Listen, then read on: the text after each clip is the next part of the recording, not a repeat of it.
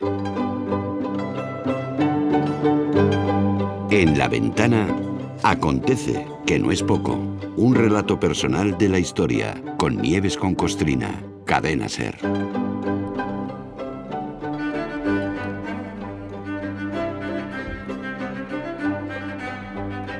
Buenas tardes, Nieves. Buenas tardes, ¿Cómo Carlos? estás? Muy bien, muy bien. ¿Y Mira, tú? hoy nuestro paseo por la historia, hoy nos conecta directamente con la actualidad por obra y gracia de Donald Trump.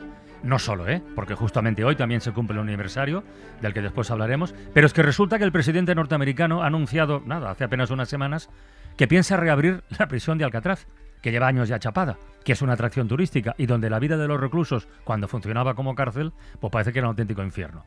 Bueno, pues el aniversario de hoy, al que hacía referencia antes, es que al margen de lo que vaya a hacer Trump, hoy se cumplen 53 años de la fuga de Alcatraz, de la de verdad, ¿eh? No la del cine, la del cine fue chula, pero no, de la fuga de verdad, que la hubo. La de verdad. Que la hubo. Tú sabes de todas maneras que lo de Trump no lo puede hacer. Bueno. No lo puede hacer. No lo puede hacer. No lo puede hacer. Lo que pasa es que Trump se tiene una ventosidad y la recoge todo el mundo. Bueno. Y ya está ahí. No la puede hacer. Y además cuando terminemos vas a darte cuenta porque no, es absolutamente imposible. Pero bueno, cualquier aficionado al cine efectivamente ha visto Fuga de Alcatraz con Clint Eastwood en el papel de fugado. Y cualquiera de esos aficionados sabe que esa fuga está basada en un hecho real que protagonizó un peligroso delincuente que se llamaba Frank Morris, pero que por estas cosas que tiene el cine y como lo interpreta Clint Eastwood, pues es el pedazo de delincuente te acaba cayendo muy bien, porque es él, ¿no? Es de esas películas en las que vas con el malo. Pues a lo que vamos es a que el 11 de junio de 1962... Frank Morris y dos compinches, los hermanos Clarence y John Anglin, se fugaron de Alcatraz, de La Roca, la prisión de más alta seguridad de Estados Unidos entonces. Fugarse, se fugaron, pero no se sabe más. Las autoridades están seguras de que murieron en el intento, ahogados en las aguas de la bahía de San Francisco, y los románticos quieren creer que consiguieron llegar a tierra y escapar. Pero nadie tiene pruebas de lo que pasó. De cualquier forma, lo primero que pensaba cualquier recluso nada más ingresar en Alcatraz era en salir de allí. Era un penal muy duro, al que iban los peores que malos. Todavía hay un cartel que recibía a todos los nuevos internos y les recordaba que ellos se lo habían buscado. Dice el cartel: rompe las reglas e irás a la cárcel, rompe las reglas de la cárcel e irás a Alcatraz. No está mal. Sí, está bien. Bueno, ese mismo cartel recibe hoy a los turistas que visitan la antigua prisión. Es curioso, porque antes nadie quería ir ni muerto y ahora pagan por ir. No. Tampoco sé qué colectivo tiene más peligro, si el de los presos o el de los turistas. No. Bueno, hay de todo. Algunos son hay muy de todo, hay de todo. Claro que hay de todo, pero algunos son muy peligrosos. La fuga de Alcatraz de aquel 11 de junio no la vamos a contar para que así quien no la haya visto, pues busque la peli, pero está muy bien. Sí. Pero como ese islote tiene tanta historia, pues nos vamos a Alcatraz. Go, go. Go, Johnny, go, go. Go, Johnny, go, go. Go, Johnny, go, go. Go, Johnny, go, go. Johnny, be good. Como tiene WhatsApp, bueno, es paradójico que tenga tanta historia siendo eso, un islote en el que no hay quien viva.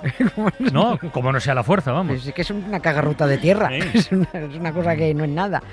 Bueno, algunos fueron de forma voluntaria, pero con un objetivo, eso lo vemos ahora.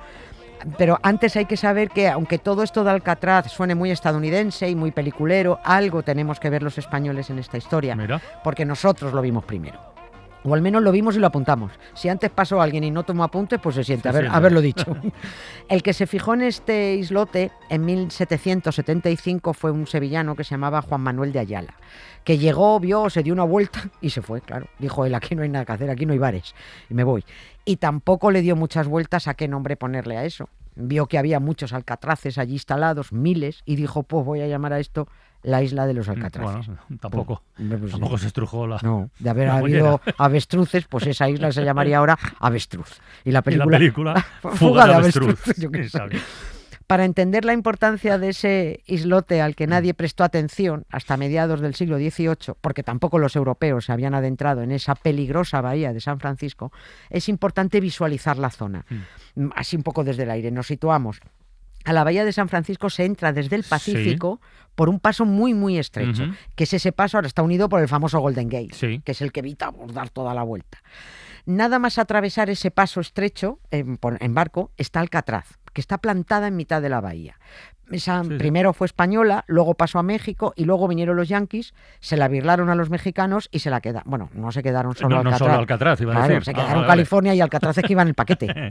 Oye, ¿y cuándo se empezó a dar un uso humano, digamos, a ese islote para desgracia de los pobres alcatraces? Sí. Mediados del siglo XIX, cuando la fiebre del oro ya había estallado, cuando los estadounidenses supieron que tenían que defender muy bien su estado de California y ese islote era el perfecto vigía que controlaba la entrada a la bahía de cualquiera que quisiera colarse desde el Pacífico sin permiso.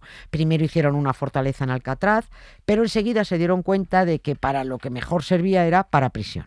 En cuanto dejaron de temer invasiones y ya no había tanto enemigo a la vista, bueno, pues la fortaleza pasó a ser cárcel. Era tan fácil no, era tan difícil llegar a la isla, tan escarpada, tan rocosa, y era aún mucho más difícil salir que dijeron, puesto como cárcel no tiene precio, esto es genial.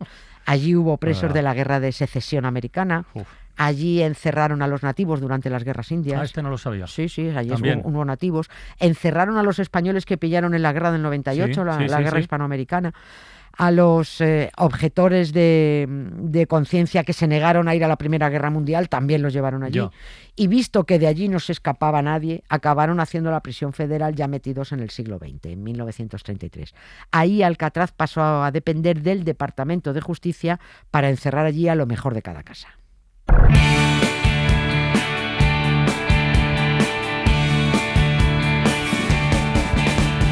Me he despertado casi a las 10 y me he quedado en la cama más de 3/4 de hora. Y he merecido la pena.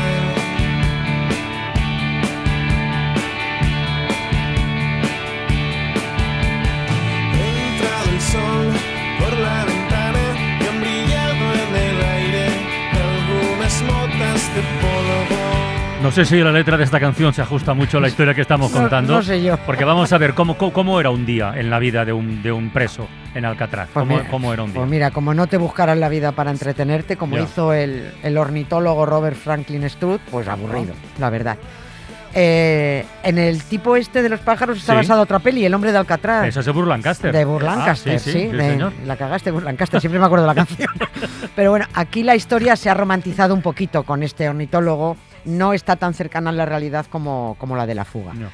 El timbre para levantarse sonaba a las 6:30 de la mañana. Los presos tenían que hacer la cama, limpiar la celda y el retrete, frotar los barrotes, colocar las cosas de la estantería en el orden marcado, asearse, vestirse bien y firmes para el recuento. Cada día se hacían 13 recuentos oficiales y alguno por sorpresa.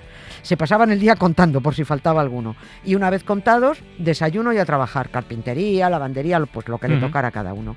Comida, vuelta a trabajar y a las 5:30 a la celda, menos los que les tocaba ducha.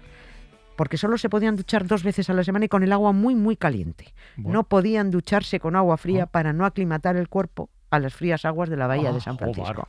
Por eso Estaba pensando por qué. No, para que no se aclimataran, para que fuera, para que se murieran de frío si se tiraban al agua.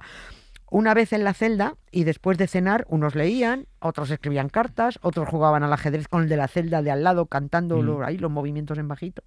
Y por cierto, una de las mayores alegrías que se llevaron los reclusos de Alcatraz fue en 1955, cuando se encontraron en la celda una clavija en la pared y unos auriculares. La radio llegó a Alcatraz.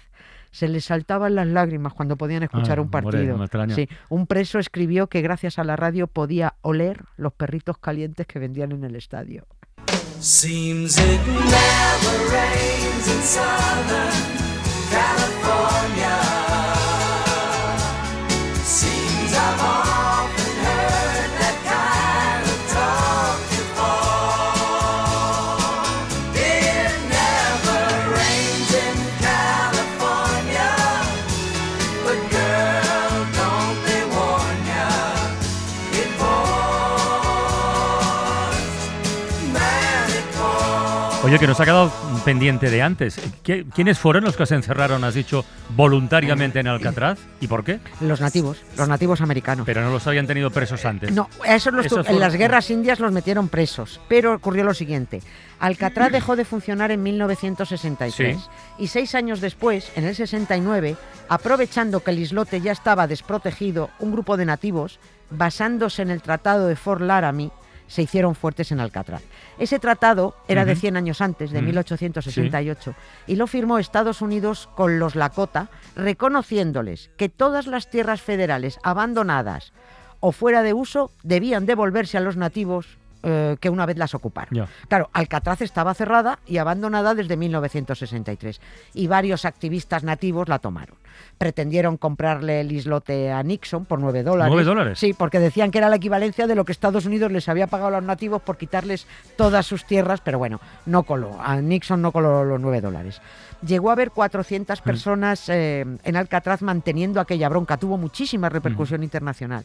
Bueno, no podemos entretenernos en este episodio que se fue complicando, que al menos captó la atención y que después de 19 meses y 9 días de ocupación, cuando el gobierno se cansó de negociar, cortó el teléfono, cortó la luz, impidió el suministro de agua potable, que hay que enviarla desde el continente, y las fuerzas federales expulsaron a las últimas 15 personas en 1971. Paradojas de la vida, pues esa expulsión fue el 11 de junio. Como hoy. Sí, el mismo día que se produjo la fuga de Alcatraz 9 años antes, se produjo la expulsión de Alcatraz. Unos quisieron irse y a estos hubo que echarlos, ya ves tú. Todavía hay muchos grafitis por Alcatraz que recuerdan todo aquel episodio de la toma del islote por los nativos. Viene muy bien como recurso turístico porque 1,5 millones de turistas al año a $53 en el tour diurno, con ferry de ida y vuelta incluido, pues eso deja una pasta. No lo creo. Si el tour lo quieres nocturno para sugestionarte y así como que te dé más miedo, $64.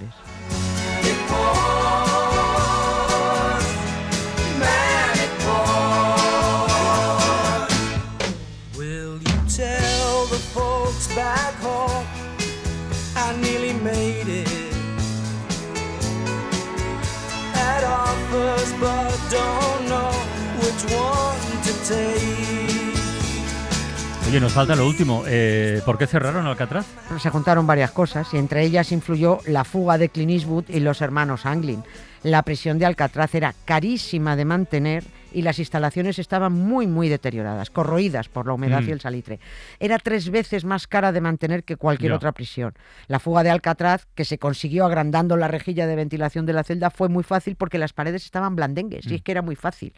El mantenimiento era carísimo, pero es que ya no podían seguir poniendo parches. Tenían que hacer una reconstrucción integral, tirarla abajo y hacerla nueva, y además había varios expertos diciendo que Alcatraz como instrumento para rehabilitar humanos a la sociedad fue un absoluto fracaso.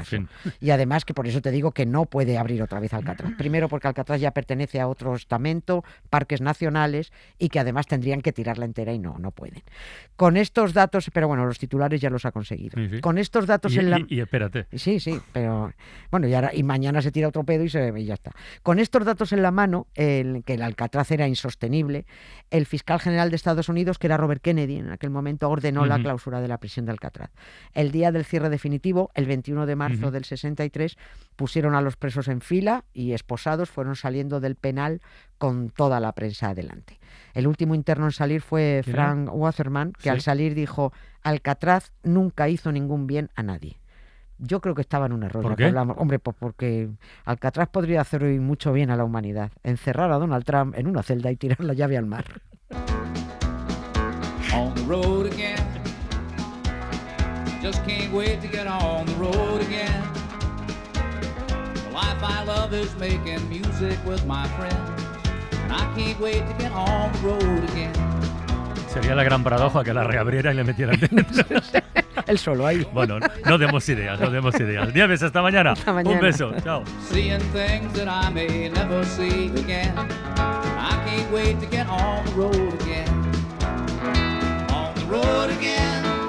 Like a band of gypsies, we go down the highway. We're the best of friends, insisting that the world keep turning our way. And our way is on the road again. I just can't wait to get on the road again. The life I love is making music with my friends.